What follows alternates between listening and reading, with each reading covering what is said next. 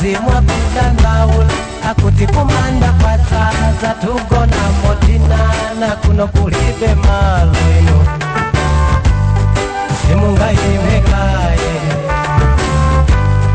vikudabwa nazo achulunga chinyamata niwo akutamalo asikogwa likuti zikuteka panji simungayimekaye esukonong'oneza itanitu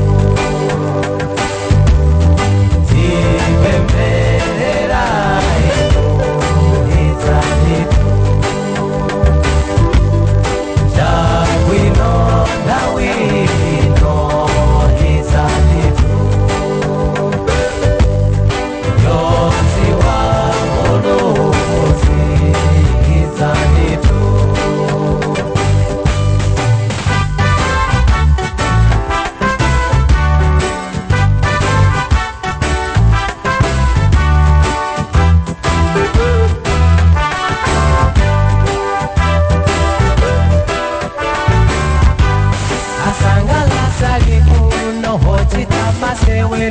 oyimbandi hampira kodi asalendani simungayimekaye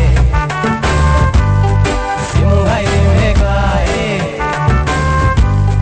kodi nintawi yake kapenda maonjeza kujazoko manchere zikuhononga moyo simungayimekaye simungayimekaye Sulani zoifaso izanitu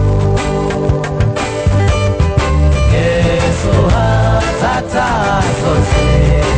izanitu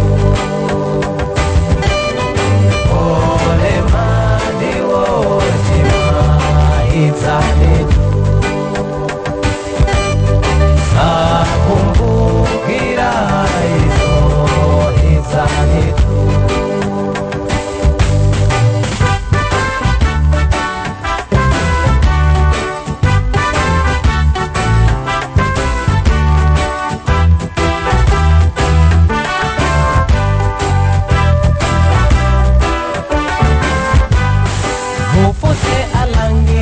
tawalembela kala